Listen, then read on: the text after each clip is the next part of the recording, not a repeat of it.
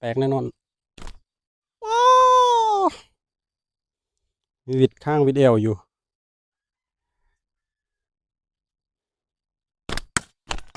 นี่ไงโอ้สบายดีพี่น้องเนาะสบายดีพี่น้องคนไทยแล้วก็พี่น้องคนลาวเนาะที่เข้ามาติดตามชมช่อง YouTube อาลีฟาร์มไก่โตเนาะมื้อนี้บ่มีหยังหลายทุกคนอาลีจะมาตัดงามกระสุนเนาะมาเฮ็ดกระสุนไปยิงนกให้ทุกคนได้เบิ่งนํกันเนาะเพราะว่าช่วงนี้อากาศร้อนหลายพี่น้องเนาะแล้วก็มีฝนในบางมื้อแต่ว่าตอนช่วยเนี่ยร้อนอาลีว่าจะไปพกนกแต่ว่าบ่อยากเอาอาวุธโปงลางไปทุกคน แล้วอาลีก็มาเฮ็ดกระสุนพอดีแม่ซื้อมา2อันเนาะเดี๋ยวอาลีจะมาเฮ็ดให้ทุกคนได้เบิ่งเนาะแบบว่ากระสุนพื้นบ้านแบบบ้านๆคือสมัยตอนยังน้อยทุกคนมาเบิ่งนำกันเนาะแล้วก็เคล็ดลับแล้วก็เคล็ดที่บ่ลับเนาะทุกคนการเลือกงามกระสุนเฮาต้องเบิ่งมือเบิ่งยามเพราะว่าแต่กี้เนาะอาลีก็บ่ได้เลือกหยังเลยทุกคนแบบว่าคิดอยากได้กระสุนแล้วก็ไปซื้อกระสุนมาแล้วก็มาตัดงามกระสุนนี่แล้วก็มาแปลงแล้วก็ไปยิงเลยเนาะ แต่เดี๋ยวนี้มาฮู้ความจริงแล้วทุกคนมันบ่แม่นเดี๋ยวอาลีจะมาบอกตอนอาลีเฮ็ดเด้อพี่น้องเดี๋ยวอาลีจะมาบอกตอนเฮ็ดโอเคเนาะมาเริ่มตัดกันเลยพี่น้องมาขออนุญาตย้ายกล้องมาทางนี้นี่งามกระสุนอาลีจะเลือกประมาณนี้ทุกคนเนาะมันอาจจะเบี้ยวมาทางนี้หน่อยหนึงแต่ก็ยามันเพราะว่าเราจะขวัดทางนี้ลายก่อนเนาะขวัดทางนี้ลายก่อนเพราะฉะนั้นแล้วอาลีจะตัดเอาประมาณนี้ทุกคนเนาะแล้วก็ตัดเอาตัวนี้บ่ทันขัดลายแล้วเพราะว่ามันเนื่องมาลายแล้วทุกคนสำหรับตัวนั้นก็โอเคอยู่ได้ทุกคนเนี่ยสำหรับตัวนั้นเนาะมันก็โอเคอยู่มันใหญ่กว่าอีกแต่ว่าตัวนั้นท่านเดี๋ยวก็สิได้กินมากมันแล้วก็เลยปะก็เนาะเอาตัวนี้เลยอาลีสิเอาตัวนี้เลยเนาะโอเค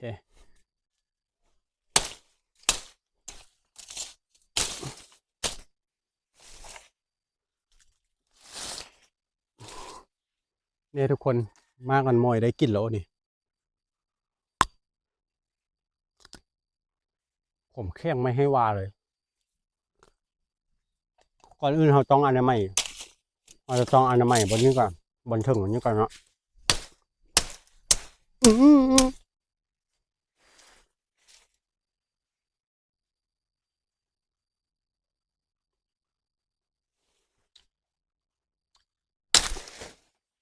แล้ววับแตกซ้ำทุกคนเอาตัวนี้จำเป็นเอ้ยมันคือเป็นจังสี่เนาะบาดนี้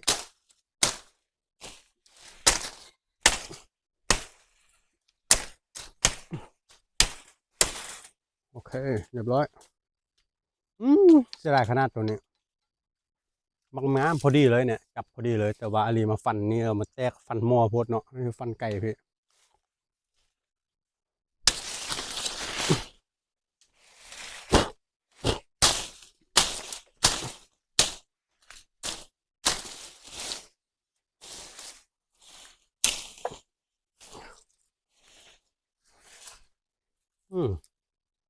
ตัวนี้ก็โอเคเลยโอเค but it's not ตกลงว้าวหืมว้าวทางได้ก็ได้เนาะปินเบื้องนี้ก็ได้แต่ปินเบื้องนี้คักกว่าเพราะว่ามันเข้ากับนิวโปรกับนิวซีตัวนี้เข้ากันเลยนะตัวนี้หับได้โอเคเลยประมาณนี้โอเคตัวนี้เลยทุกคนเดี๋ยวเราจะมาเฮ็ดความละเอียดให้มันนิดนึงเนาะก็คือเอาประมาณนี้แต่อาลีเฮ็ดอันตัวจับตัวนี้ตามตัวจับตัวนี้นะค่อนข้างเฮ็ดแบบยาวนิดนึงทุกคนแล้วอันนี้ก็เฮ็ดยาวนิดนึงเนาะแต่ว่าพออาลีเฮ็ดเรามักเฮ็ดสั้นเราว่ามันจับสบายมันยิงแบบสบายนะไปลุ้นเบิ่งนำกันเลย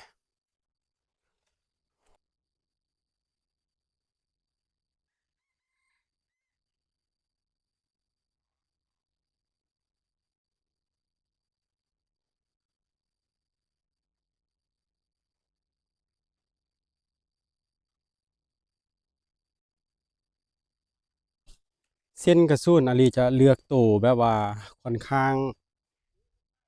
ยาวเลยทีเดียวเนาะทุกคนเนาะบางคนก็จะมักเส้นน้อยแต่อาลีบ่มักเส้นน้อยมันมักเอิ้นตัวยาวหรือตัวน้อย ลายลายลายลายลายลายลายลายลายลายลายลายคือบ่มัดมันเมื่อกี้ลายลายลายลายมันบ่มาแล้วพอเลยไปป้าเนาะเรามาไล่ไปน้ำไล่ไปพกฮอกมัดไว้บ่มัดปกติก็มัดไว้โอเคเนาะทุกคนขอโทษไล่เมื่อกี้มาเริ่มกันเลยเนาะแล้วก็อลีสิมาเว้าเกี่ยวกับการที่เลือกมื้อนี้ก็เป็นมื้อวันอาทิตย์เนาะเป็นมื้อวันอาทิตย์ตรงกับวันที่8เนาะทุกคนเนาะวันอาทิตย์วันที่8มาเฮ็ดคืออลีว่าตะกี้แบบว่าเฮ็ดงามกระสูนนี่บ่ได้เลือกมือเลือกยามหยังเลยทุกคนก็เลยเฮ็ดให้แบบเกิดเหตุการณ์แบบนี้ขึ้นมา ก็คือแบบว่าอาลีเนาะหลังจากที่เฮ็ดงามกระสูนตัวนี้แล้วนะทุกคนเนาะเว้าแล้วก็เฮ็ดไปพร้อมซะตัดก่อน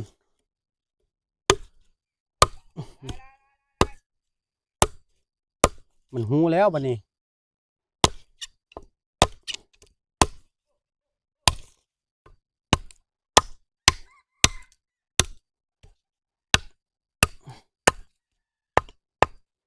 หลังจากที่อาลีเฮ็ดงามกระสูนตัวนี้พี่น้องเฮ็ดแล้วปุ๊บมัดแล้วปั๊บ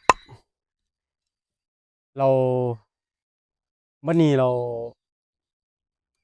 มันมีไก่ชาวบ้านนะทุกคนคือแบบว่าเฮ็ดสวนอยู่มอกันหั่นติดกันหมดเนาะทั้ง3-4หลังอยู่มอกันหั่น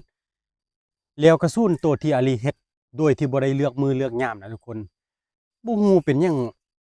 ยิงแต่ไก่ชาวบ้านนะแบบว่าไก่เข้ามามั่วๆสิเรายิงเอาอะนะแล้วเขาเจ้าก็สงสัยเด้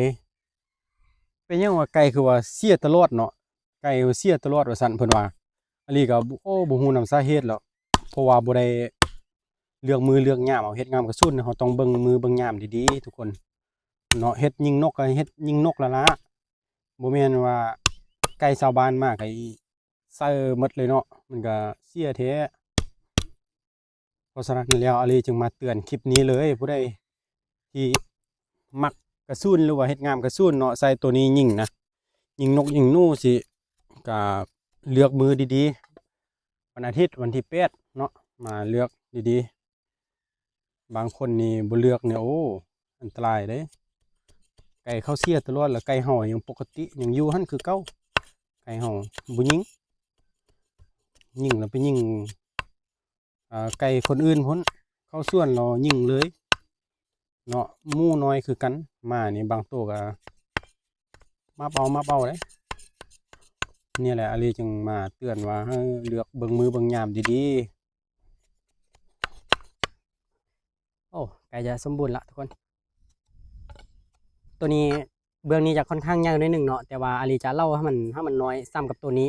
ถ้ามันซ้ำกับตัวนี้ตัวนี้อาจจะเล่าเติมน้อยหนึ่งแล้วก็พอเลยเนาะพอเลยเพราะว่าน้อยไล่มันก็ยานมันหักเนาะดีดเข้าตาตัวเองมันน่าจะดีดเข้าตั้งแต่ยิงไก่สาบานแล้วล่ะ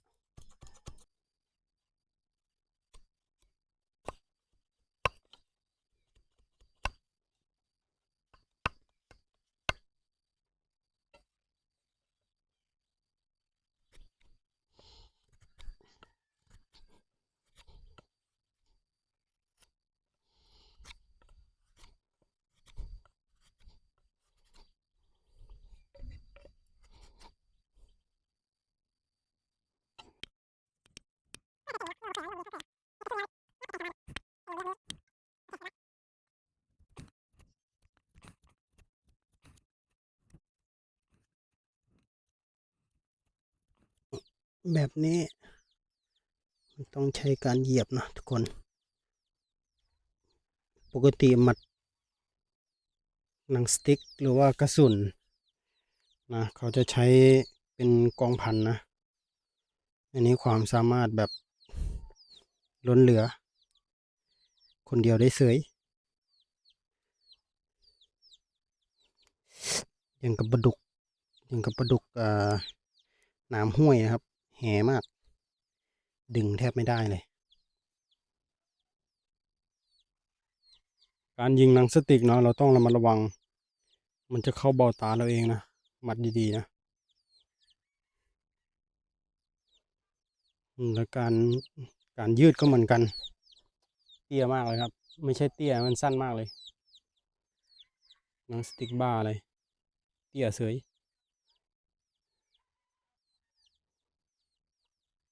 เราจะทำการเหยียบอีกครั้งหนึ่งตอนนี้ไก่ก็คันแล้วบอกว่าว้าวดีมาก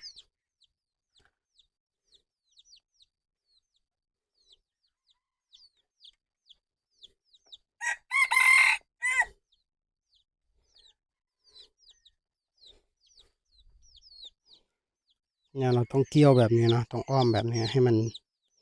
มีประสิทธิสิทธิ์นะก็มีแต่ประสิทธิโชคเฮ้ยประสิทธิภาพนะแบบนี้เกี่ยวแบบนี้เห็นไหมทุกคนแค่นี้ก็สำเร็จเรียบร้อยหยุดโป่งลางโอเคเรียบร้อยเราไปพิสูจน์กันเลยทีนี้เราก็จะมาทำการทดลองนะครับทุกคน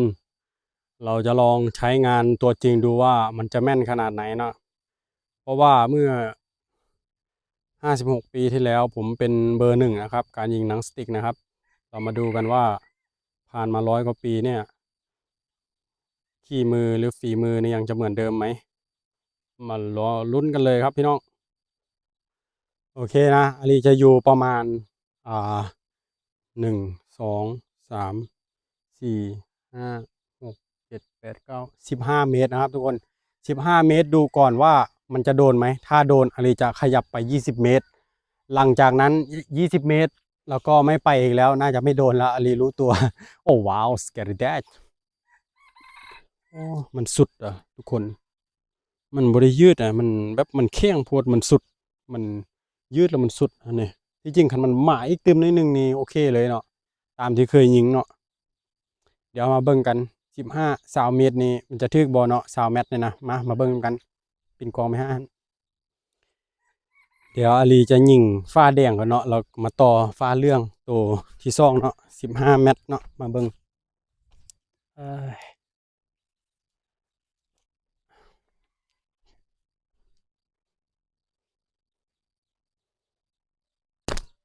ทุย15 เมตรกับบุทึกนี่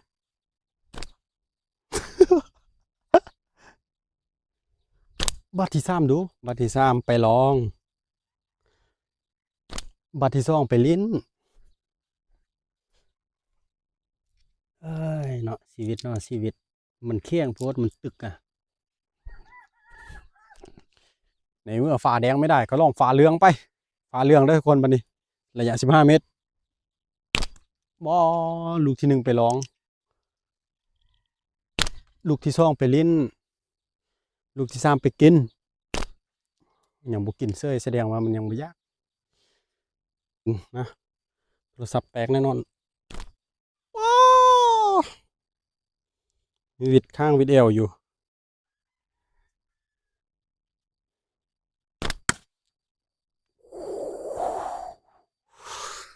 15 เมตรไม่เหลือนะทุกคนได้กินนกแน่นอนเมื่อกี้มันร่วงไปแล้ว1-1นะทุกคนนะมันร่วงไป1แล้วนี่ไงโอ้ไม่เป็นอย่างเซย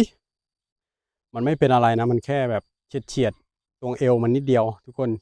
ถ้าเป็นถ้าเป็นนกหรือว่าเป็นหมูป่านะจะไม่เหลือแล้วเมื่อกี้อ๋อผมยิงใส่หัวมันทุกคนวิดหัวมันน้อยเดียวหนึ่งมันลีกผมนะเมื่อกี้มันลีกแบ้อะไรมันลบเดี๋ยวนะทุกคนนะเมื่อกี้15 เมตรถือว่าผ่านนะอันนี้20 เมตร20 เมตรผมจะเลือกลูกประมาณ5 ลูกนะทุกคน20 เมตรถ้าไม่โดนผมก็ยอมนะผมก็จะเอาระยะ15 เมตรเหมือนเดิมนะอันนี้20 เมตรผมเลือกลูกที่มันแบบกระชับที่สุดแล้วห่างไปเยอะปออะไรผมรู้แล้วผมต้องยิงแบบไหนนะคนนะผมรู้แล้วผมต้องยิงใส่เป้าหมายที่ผมตั้งไว้ไม่ใช่ว่าจะไปยิงมั่วซั่วนั่นไงบอกแล้วว่ารู้แล้วยังไม่ยิงใส่เป้าหมายอีกโอ้ยในเมื่อ5 ลูกไม่ได้ผมก็ต้องเก็บอีก ผมจะยอมไม่ได้ ผมเป็นคนที่ไม่ยอมง่ายๆอยู่แล้ว ผมต้องหาลูกที่มันมนนะทุกคนนะ ถ้ามันไม่มนมันก็ยิงไม่โดนนะ ผมจะลองอีก5 ลูกเหมือนเดิม ถ้ายังไม่โดนผมก็จะยอมแล้วจริงๆ ผมต้องกลับมา15หรือว่า10เมตรประมาณนี้นะ ตอนนี้คือยิงตรงท้องมันน่าจะไม่ล้ม น่าจะยิงหัวจุดสีแดงอะนั่นไง วิดมันตลอดเลยเฉียดเฉียวนิดเดียวเองเด้อทุกคน รอบนี้นะก็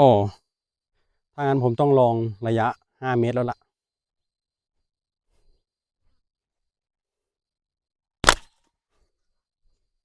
มึงทำไหนมึงใหญ่ทำไหนกูถามมึงแน่มึงใหญ่ทำไหนสรุปแล้วระยะนี้ไม่มีพลาดนะทุกคนนะ นกเป็นกองอ่ะอย่างแม่น